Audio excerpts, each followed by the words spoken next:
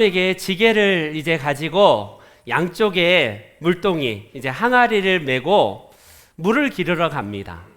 그런데 한쪽에 있는 이 항아리 오른쪽에는요, 진짜 빈틈없는 완벽한 항아리라서 물 한 방울 새지 않는 항아리예요. 근데 한쪽의 항아리는 금이 가고 약간 물도 뚝뚝뚝뚝 떨어지는 그런 항아리를 메고 이 주인이 물을 기르러 다닙니다.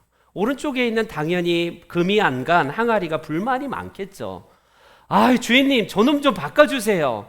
몇 번 쟤 때문에 더 왔다 갔다 해야 되고 수고를 더 많이 해야 되는데 귀찮아 죽겠습니다. 쟤 갈아치우고 좀 더 깨끗하고 좀 더 완벽한 좀 그런 양동이로 갈아주세요라고 이렇게 합니다. 근데 주인이요, 그 말을 들은 이 금이 간 항아리는 늘 마음에 상처가 있고, 그래서요, 죄송한 마음, 미안한 마음 때문에 그래, 나 같은 건 존재할 이유가 없어 라고 그렇게 생각합니다. 그래서 주인님, 제 말처럼 저 때문에 수고를 계속 하는데 빨리 완벽한 항아리로 갈아서 새 것으로 교체하면 주인님도 좋고 쟤도 좋을 것 같아요 라고 이렇게 얘기합니다. 그럴 때에 주인이 얘기해요. 나도 네가 불완전하고 흠이 많고 몇 번이나 수고를 더 해야 되고 너 때문에 물을 또 한 번 싣기 위해서 또 두세 번 더 다녀야 되지만 너 한번 너가 간 그 길을 한번 보렴 하면서 그 길을 가르쳐요. 근데 물 한 방울 새지 않는 완벽한 항아리의 그 길은요, 그대로 황무지인 채 그대로지만 그 물이 뚝뚝 떨어지고 금간 항아리에서 그 지나간 자리마다 예쁜 꽃이 핀 그 모습을 주인이 보여주고 있어요. 여러분, 나도 네가 알면서 금이 깨지고 너도 흠이 많은 항아리란 걸 알지만 양쪽에 한번 봐라. 금이 안 간 저 항아리의 길은 그냥 황무지 그 자체이지만 네가 지나간 그 길에는 아름다운 생명체와 예쁜 꽃들이 길에 피어 있지 않느냐. 나도 너의 그 모습을 사랑하고 너 존재 자체로서 귀하단다라고 하면서 그 항아리를 바꾸지 않습니다.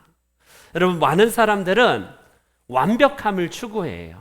오늘도 이 완벽한 항아리처럼 누군가가 나에게 흠이 있고 약점이 있는 사람이 나와 함께 한다면 격이 떨어지기 때문에 빨리 갈아치우고자 하는 마음이 우리 가운데 있을지도 모르겠습니다.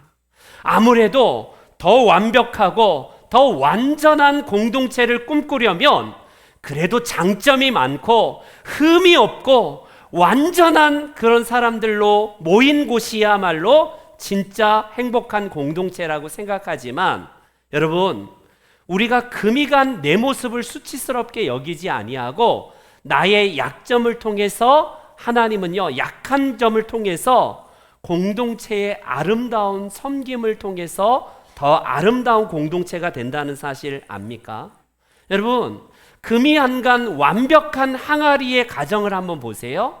금이 안 간 완벽한 부모는 그 자녀들을 말라 죽입니다. 진짜 그 가정은 삭막해요. 제가 부목사로 목회했던 담임 목사님이 서울대 출신이에요. 그 애 고등부를 제가 맡았는데 두 애들이요, 집에서 숨이 막힙니다. 숨이 막혀요. 애들 둘 다 고등학교 때 다 학교 때려치고 애들 진짜 막 빗나가는 모습을 보면서 너무 안타까웠습니다.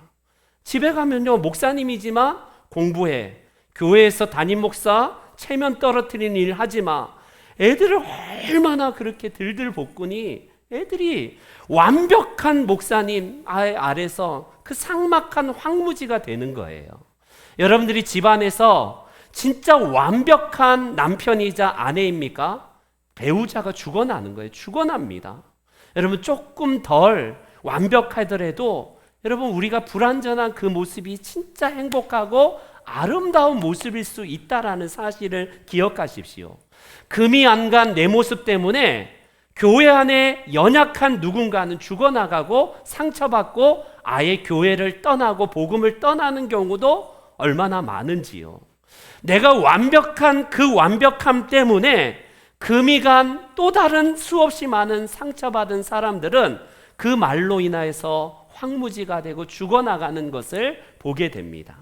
여러분, 세상을 황무지로 만드는 사람들은요, 흠이 많고 결점이 있고 약점이 많은 사람이 아니라 너무 잘나고 똑똑한 사람이 세상을 황무지로 만드는 거예요. 정치계를 보십시오. 하나하나 면면이 얼마나 대단한 스펙을 가지신 분들이에요. 사회 경력으로 보나 학력으로 보나 그들은 완벽한 금이 안 간 항아리들입니다. 그런 분들이 세상을 아름답게 만들어야 되지만 세상을 더욱더 황무지로 만드는 이런 반대 현상들을 보게 되지 않습니까? 세상을 아름다운 꽃을 피우고 들꽃을 피우는 그 길에는요, 부족하지만 연약하지만 우리가 용서받은 자로서 용납받은 자로서 우리가 또 다른 연약한 자들을 섬길 때에 세상은 진짜 아름다운 거예요. 세상은 진짜 아름다운 꽃이 피게 되고 생명력 있는 사회가 되는 것입니다. 여러분들은 교회에서 완벽한 성도입니까? 누군가를 죽일 거예요. 여러분들은 가정에서 자녀들에게 있어서 완벽한 부모입니까? 그 자녀들은 숨이 막히는 황무지의 가정에서 뛰쳐나갈 준비를 하고 있을 거예요. 여러분들은 완벽한 배우자입니까? 그 배우자는요, 숨이 막혀서 당장 이혼을 생각하거나 황혼 이혼을 꿈꿀지도 모르겠습니다. 여러분, 영국 의회에서 어떤 초선 의원이 얼마나 달변가인지, 진짜 달변가인 그 초선 의원이 그래 네로라는 이 다수의 위원들 앞에서 연설을 합니다. 퍼펙트, 하나도 틀림이 없고 막힘이 없는 진짜 완벽한 연설을 해요. 그 자리에 당시에 영국의 총리였던 윈스턴 처칠이 그 연설을 듣습니다. 그 초선 의원이 자랑하고자 처칠 앞에 가서 총리님, 제 연설에 대해서 좀 평해달라고 부탁을 해요. 속 마음은요, 내가 이만큼 잘났기 때문에 잘하기 때문에 칭찬을 기대하는 그런 바람에서 이야기를 합니다. 근데 처칠의 의외의 이야기를 합니다. 처칠이 이렇게 말을 해요. 자네의 연설은 완벽하지만 다음부터는 조금 더듬거리게. 그래야지 당신은 더 롱런할 수 있다네. 이런 조언을 했다고 합니다. 여러분, 우리가 완벽하면요, 정 떨어져요.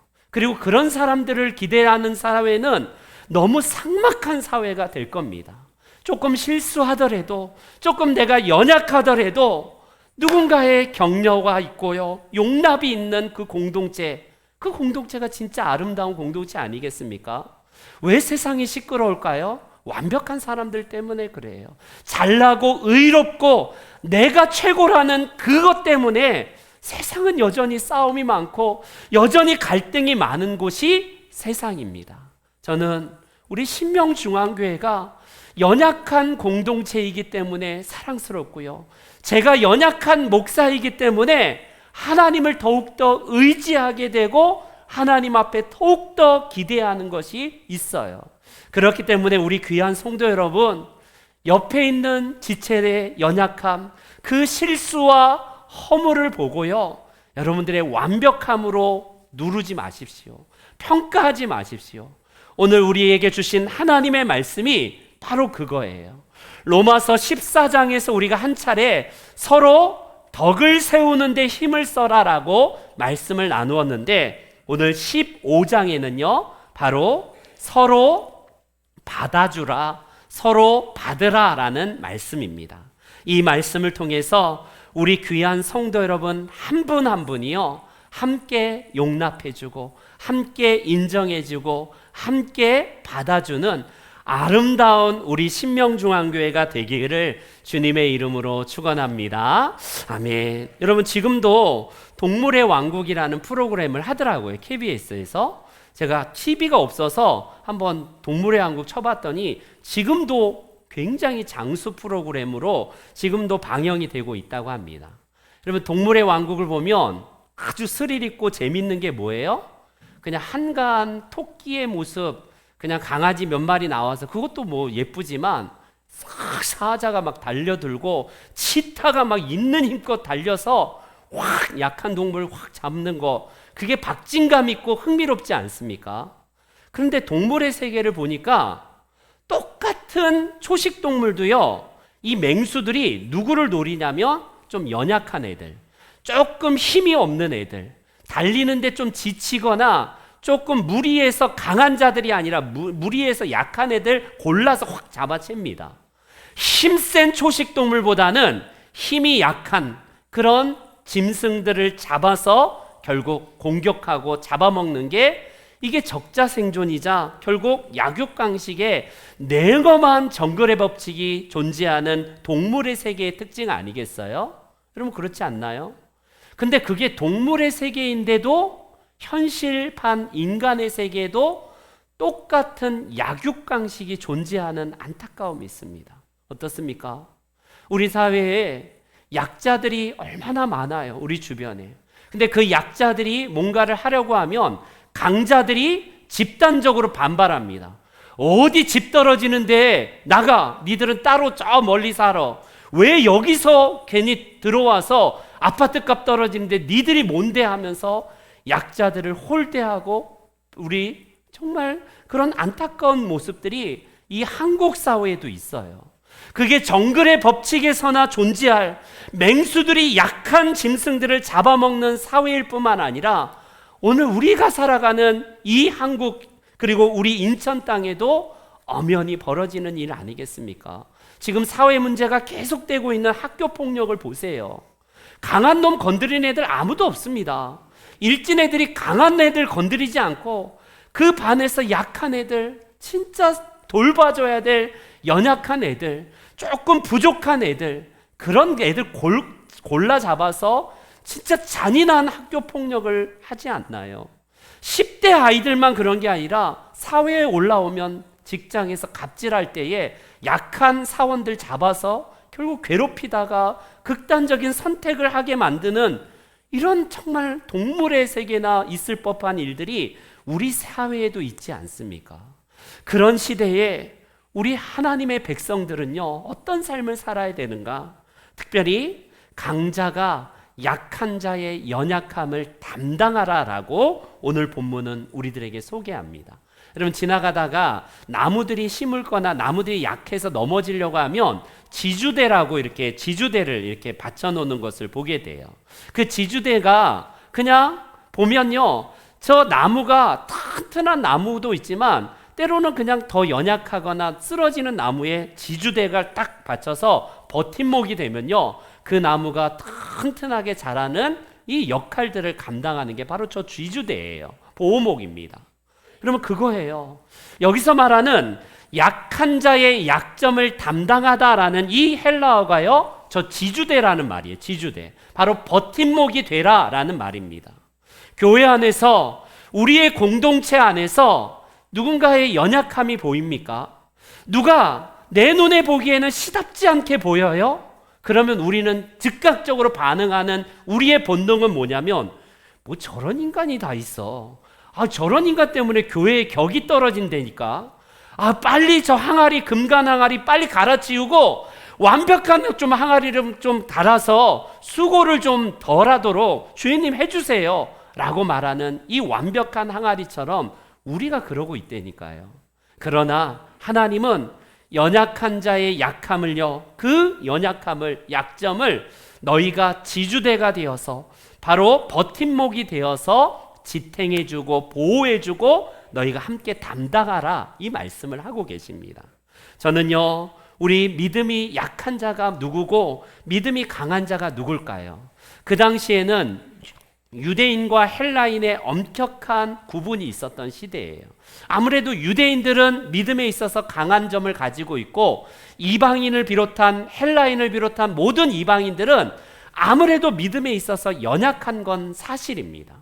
그리고 우리가 지난번에 14장에서 함께 살펴보았지만 믿음이 강하다, 약하다는 것은요, 교회의 연수와는 상관이 없어요. 상관이 없습니다.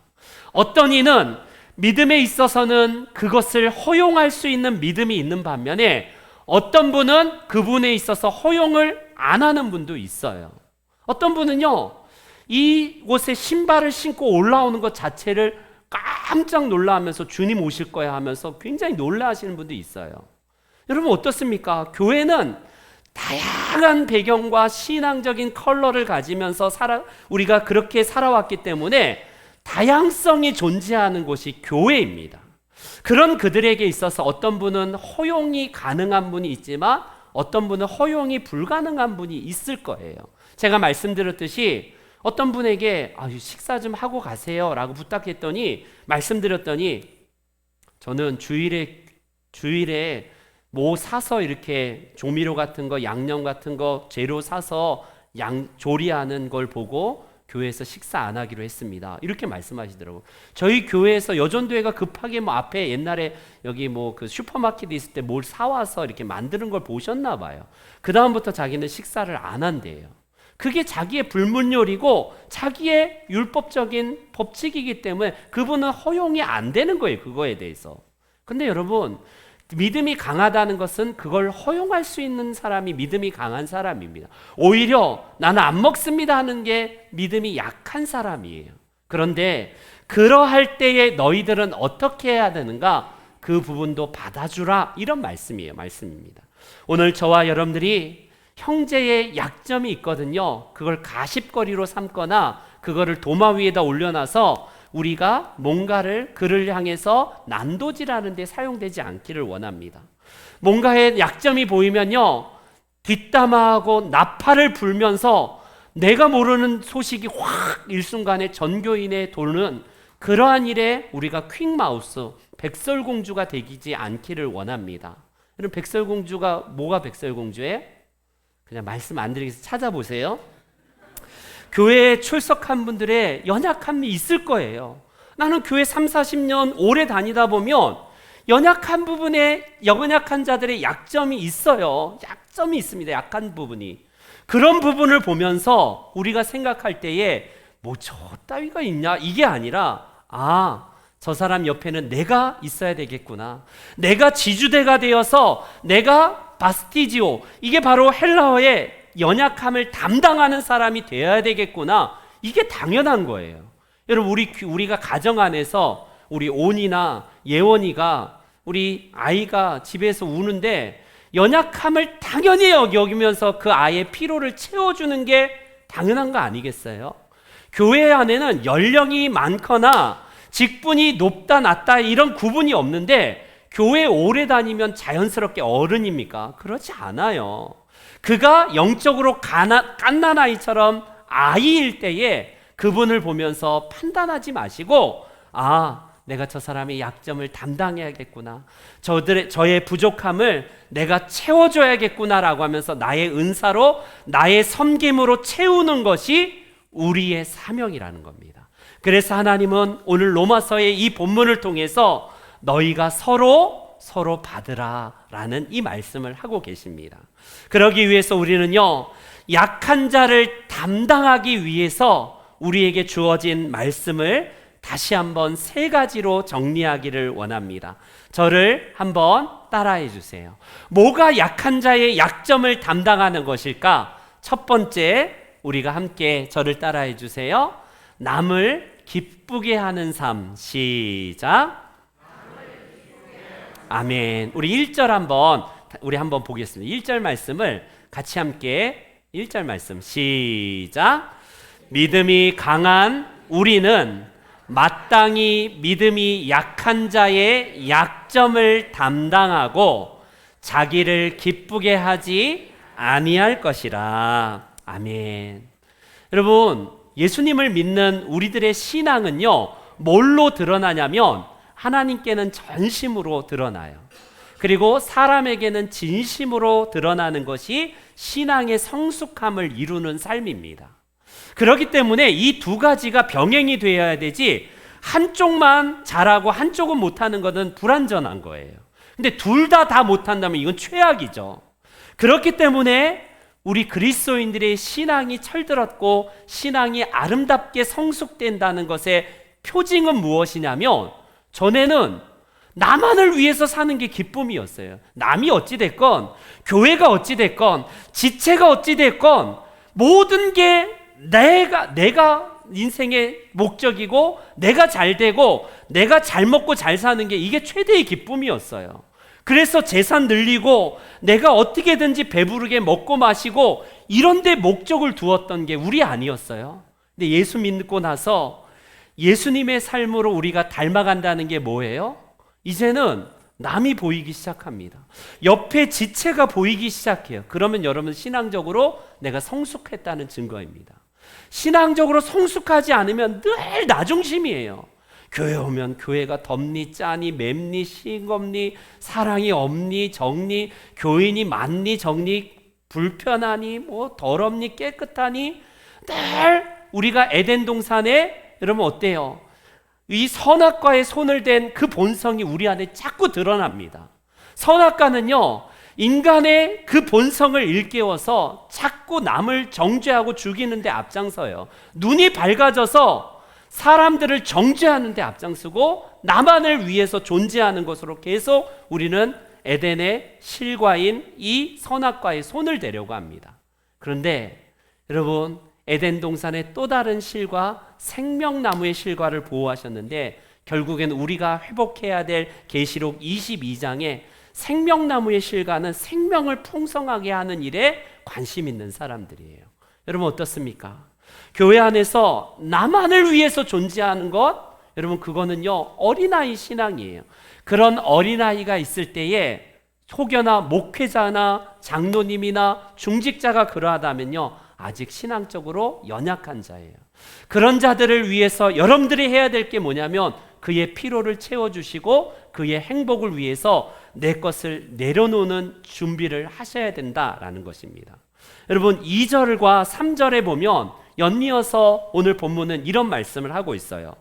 우리 각 사람이 이웃을 기쁘게 하래요. 나를 기쁘게 하는 게 아니라 이웃을 기쁘게 하되 조건은 뭐냐면 선을 이루고 덕을 세우도록 그 사람을 하래요.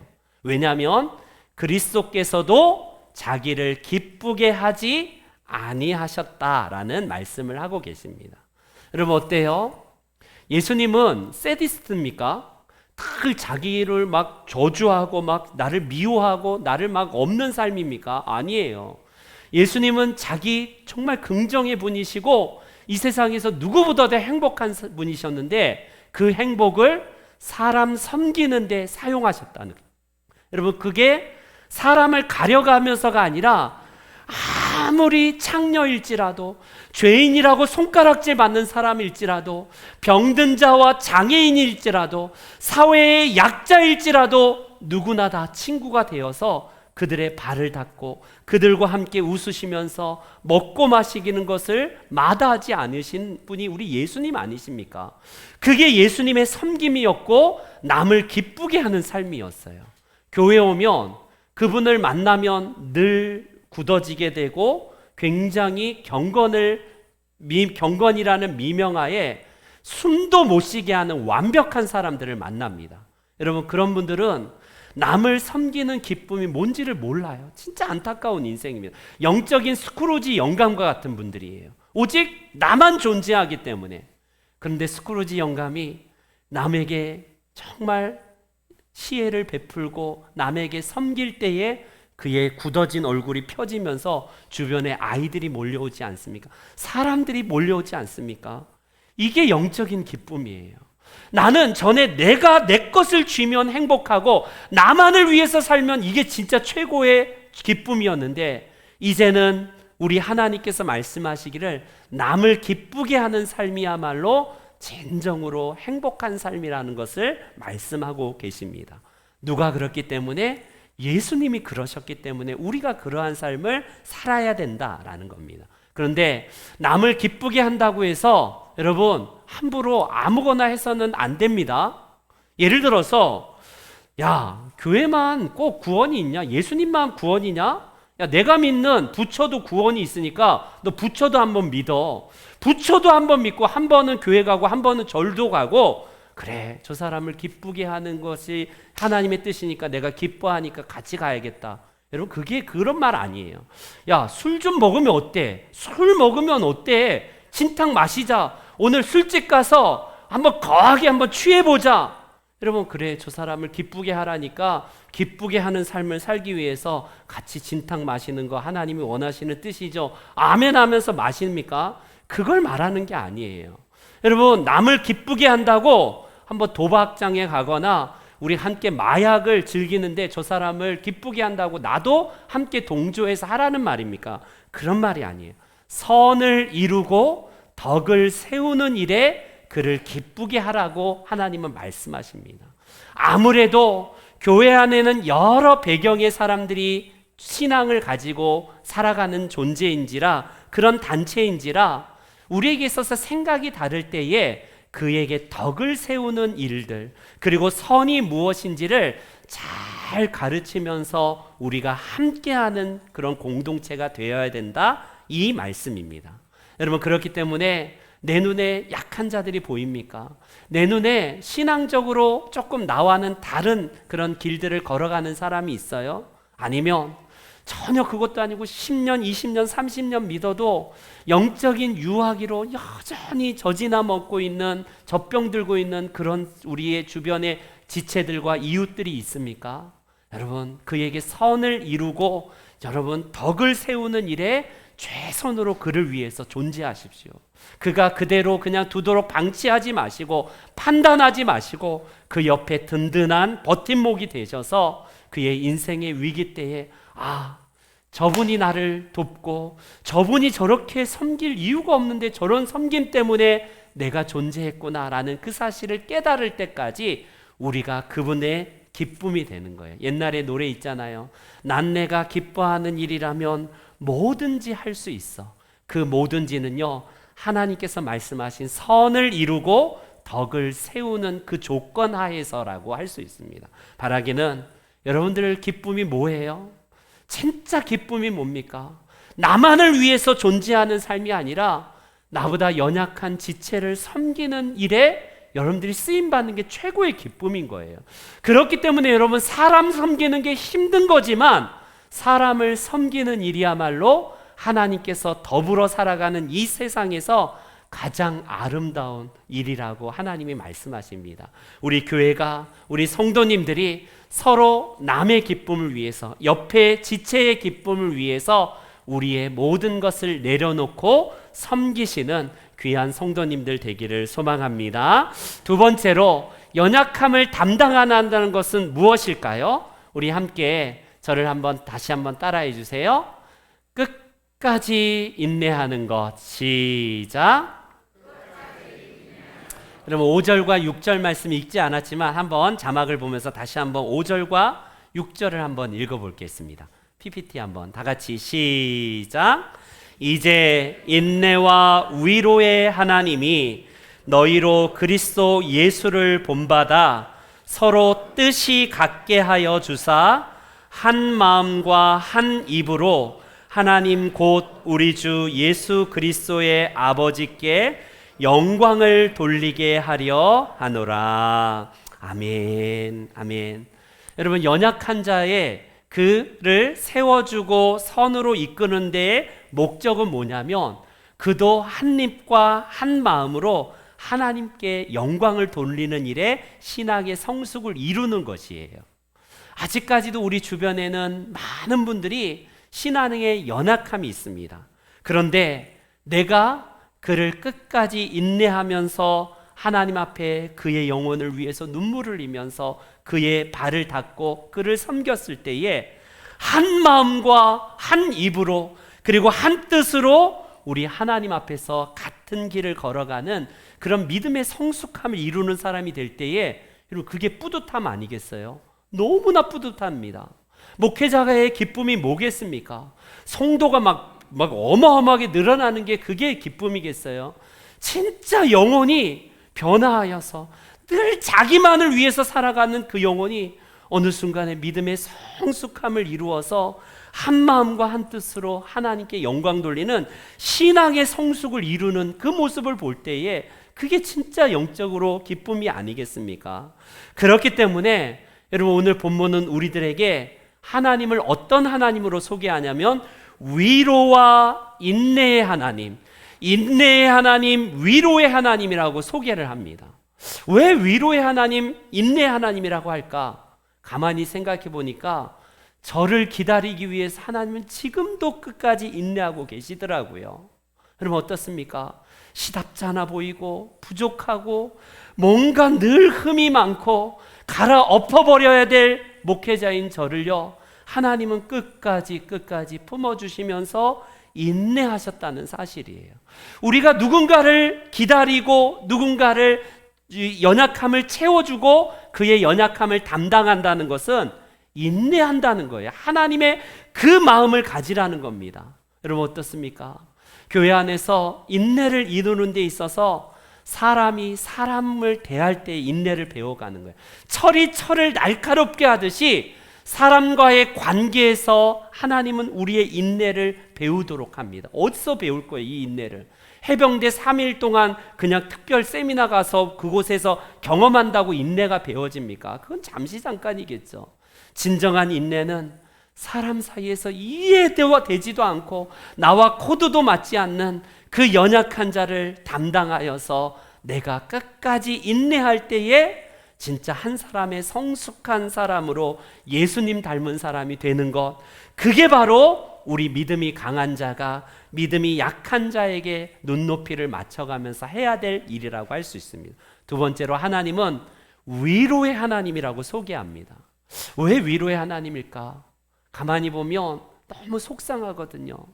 이걸 위해서 정말 하나님 뜻을 따라서 몸부림치는데 내 마음과는 달리게 엉뚱한 해석으로 오든지 엉뚱한 반응을 보이거나 전혀 반대로 나를 선을 악으로 갚는 사람들이 있어요.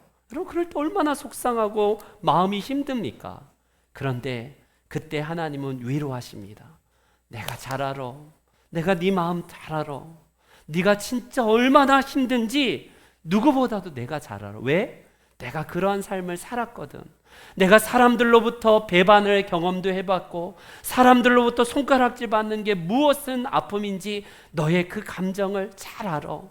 그러나 내가 너의 그 마음을 알고 너를 위로한다라고 오늘도 주님께서 우리에게 저에게 다가오셔서 위로하신다라는 사실입니다. 바라기는 여러분 남들을 끝까지 인내하는 데 있어서 진짜 못 참겠거든 하나님의 위로를 경험하시기를 바랍니다. 하나님 앞에 독대하여서 기도할 때마다 그래 힘들지 나도 그랬어. 그런데 너의 그 모습을 보면 진짜 대견하단다. 네가 진짜 아름답고 너의 섬김을 통해서 그 공동체가 진짜 아름답게 된다면 너의 수고, 너의 그 모든 아픔들, 상처들 내가 위로해주고 내가 감싸줄게. 주님의 그 위로하심과 우리를 보호하시고 치료하심이 있는 우리 귀한 성도님들 되시기를 축원합니다. 마지막 세 번째 우리 7절 말씀, 오늘 본문의 말씀 다시 한번 읽어볼게요. 7절 말씀입니다. 시작. 그러므로 그리스도께서 우리를 받아 하나님께 영광을 돌리심과 같이 너희도 서로 받으라. 서로 받으라. 여기서 서로 받으라를 영어로 accept예요. accept one another. 그래서 서로 receive, 서로 받아주고 서로 용납하고 서로 인정해주라, 이런 의미입니다. 여러분 서로 인정해준다는 것은요 뜻이 같기 때문에, 뭔가 배경이 같고 저 사람의 나와 코드가 맞기 때문에 받아주라는 게 아니에요.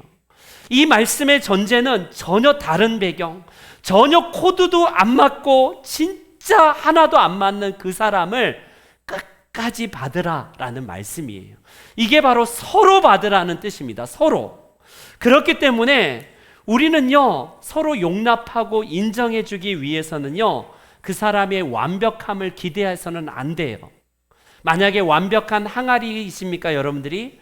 그러면 금간 항아리들이 옆에 있을 때에 정죄하시거나 갈아치우려고 하거나 내가 뭔가 판단해서 그를 어떻게 해보려는 그것을 잠시 멈추십시오. 그를 그 모습 그대로 인정해 주십시오. 그의 연약함을 보면서 내가 함부로 자격이 없네, 있네, 저 인간이 격이 떨어뜨리네, 어떠네. 여러분, 이런 말들을 전혀 입 밖에 내밀지 마시고 하나님께 맡기면서 그를 받아주십시오. 왜요?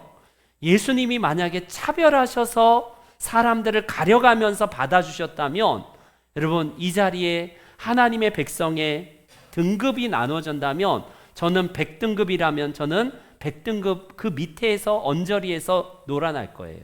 전혀 기준이 1등급, 2등급, 3등급까지만 내가 구원하겠다, 하나님 백성 삼겠다라고 한다면, 저 같은 사람은요, 구원의 반열에서 전혀 오를 수 없는 사람입니다. 여러분, 그게 바로 하나님의 은혜 아니에요. 우리가 아직 연약할 때에, 우리가 아직 죄인이었을 때에 하나님이 저를 용납하셨대요. 너무나 놀라운 사실 아닙니까? 내가 개과천선하고 내가 회개하고 내가 마음을 돌이켜서 하나님, 나 이제 왔습니다, 용서해 주세요, 그럴 때 받으신 게 아니라 진짜 개차반과 같고 하나님의 마음을 몰라주면서 언약에 신실하지 못하고 늘 하나님을 거역한 저를요, 이미 하나님은 그리스도 안에서 용서하시고 용납하시고 인정하셨대요. 여러분, 이 사랑을 경험한 자이니 우리가 받아들이지 못할 게 뭐가 있어요? 너무 큰 경험과 큰 사랑을 받은 사람은 이 땅에 자잘한 것 때문에 일희일비하지 않아요. 너무 큰 경험들을 했기 때문에 그렇습니다. 근데 누가 일희일비하냐면 그 큰 사랑의 경험을 마음속에 없는 사람들이 막 옆에 멱살을 지면서 네가 잘했니, 내가 잘했니, 이렇게 하는 겁니다. 그렇기 때문에 우리가 받아들이지 못할 것도 없고 받아들이지 못할 사람도 없어요. 왜? 예수님이 가려가면서 받아주시지 않고 그 모습 그대로 용납하시고 인정하셨기 때문에 그렇습니다. 그런 내 모습을 하나님은요, 이미 연약할 때에, 약할 때에 받아주셨다라는 말씀입니다. 이제 말씀의 결론을 맺을게요. 18세기의 유명한 소설, 우리가 잘 아는 조나단 스위프트의 그 소설 걸리버 여행기를 한 번쯤은 다 읽어보셨을 거예요. 조나단 스위프트는 아시다시피 소설가이지만 원래 성직자, 목사입니다. 목사. 그가 18세기의 영국 사회, 이 1700년대의 영국 이 교회를 보면서 깜짝 놀랄 사실을 발견합니다. 그 당시의 교회도 어떤 교회였냐면요, 교회가 서로 비본질적인 걸로 싸우는 것을 보고 충격을 받아요. 아니, 어떻게 서로 용납하고 사랑해야 될 교회가 저런 사소한 문제 가지고 싸울까? 그걸 우화적으로 비꼬면서 풍자적으로 한 소설이 대표적으로 걸리버 여행기입니다. 걸리버 여행기. 여러분, 걸리버 여행기에서 우리가 소인국에 그냥 보통 사람이 가서 그냥 묶여 있고 그것을 뭐 풀려나는 그 정도의 얘기만 알고 있지, 소인국에서 난쟁이들끼리 서로 싸우는 내용이 그 안에 나오는데, 어떤 걸로 싸우냐면요, 정의 문제, 진실 문제, 본질적인 문제로 싸우다가 죽는 게 아니라 수만 명이 전쟁을 일으켜서 싸우는데, 계란의 위와 밑에 삶은 달걀을 위를 깨서 먹어야 되냐, 넓은 부분이 밑에를 깨서 먹어야 되느냐, 이 부분을 가지고 양편으로 갈라져서, 야, 위에 깨서 먹는 게 당연하지 왜 밑에를 깨 먹어? 무슨 소리야, 밑에가 더 넓기 때문에 밑에 깨서 먹어야지. 이걸로 양편으로 갈라져서 서로 전쟁을 일으키고 싸우는 내용이 나옵니다. 18세기의 영국 교회와 그 사회를 풍자하는 이 하나의 풍자예요. 오늘날 18세기를 넘어서 21세기의 한국 사회, 한국 교회, 우리 교회는 어떤지 보십시오. 여러분, 누차 말씀드리지만 본질적인 것에는 일치를 이루어야 되지만 비본질적인 것에는요, 자유를 주십시오. 허용을 해주세요. 그게 진짜 멋진 사람이에요. 본질은 뭡니까? 하나님 말씀이 그러하다면요, 이건 죽기보다 싸워야 돼요. 싸워야 됩니다. 그러나 교회 안에서 본질 때문이 아니라 비본질적인 것들이 대부분이에요. 대부분입니다.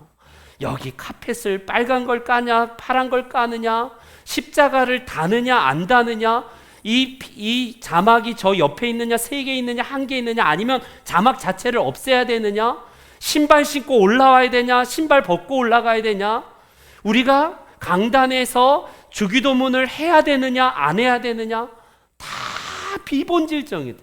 새 가족에게 녹차를 제공해야 되냐 바카스를 줘야 되느냐 이런 것 때문에 싸운다니까요. 오늘 점심을 김치를 해야 되냐 총각김치를 해야 되냐 배추김치를 해야 되냐 이런 문제 정말 진짜 코미디 같은 얘기잖아요. 18세기에 그 스위프트가 살아갔던 영국 사회와 교회가 그런 모습이었다는 거예요. 안타깝게도 오늘날 21세기 현대의 우리 교회, 우리 세상에 있는 존재하는 많은 공동체에 이런 모습들이 너무 코미디 같은 얘기가 있지 않나요? 이런 코미디 같은 세상 속에서 우리 그리스도인들은요 서로 받으셔야 돼요. 서로 받으셔야 돼요. 저분이 신앙의 컬러가 100이면 100 다 달라요. 신앙의 통성기도를 크게 하시는 분은요 인정해 주십시오. 받아주세요. 나는 조용히 기도하고 이성적으로 기도하는 사람인데 저렇게 열정적으로 뭔가 크게 기도하니까 시끄러워 죽겠다. 그럴 이유가 없어요. 열정적으로 기도하는 사람은 조용히 기도하는 사람 폄훼할 이유가 없습니다. 그분의 신앙의 컬러이기 때문에 그렇습니다. 그렇기 때문에 주 안에서 우리는요 서로 하나님께 영광을 돌림과 같이 누가 예수님이 우리를 먼저 받으셔서 영광 돌리신과 같이 우리도 서로 받으라. 여러분 마지막 결론 13절을 읽고 마치겠습니다. 13절 한번 자막 한번 더 띄워주세요. 시작. 소망의 하나님이 모든 기쁨과 평강을 믿음 안에서 너희에게 충만하게 하사 성령의 능력으로 소망이 넘치게 하시기를 원하노라. 아멘. 우리 교회가 기쁨과 평강의 공동체가 되기를 소망합니다. 이 기쁨과 소망이 넘치기 위해서는요 오늘 13절에 성령의 능력이 가득해야 된대요. 성령의 능력. 성령의 능력이라는 것을 우리가 바로 생각하면 랄랄라 따따다 방언을 하고 못 볼 세계를 경험하고 막 환상을 보는 것 그게 성령의 능력입니까? 그럴 수도 있지만 성령의 능력은 진짜 남을 섬기는 데서 나타나는 거예요. 내 피로를 채우지 않고 첫 번째 남의 유익을 위해서 기쁨을 위해서 그의 발을 닦는 자리로 나아가는 삶 그리고 끝까지 인내하는 삶 그게 성령의 능력이에요. 그리고 상대방을 조건 없이 받아주는 그런 우리가 비본질적인 게서는 얼마든지 수용적이고 얼마든지 인정하면서 용납하는 그런 성령의 공동체 우리 교회와 우리 모든 성도님들이 되시기를 주님의 이름으로 축원합니다. 아멘. 다 같이 일어나셔서 서로 용납하라 함께 찬송 드리겠습니다.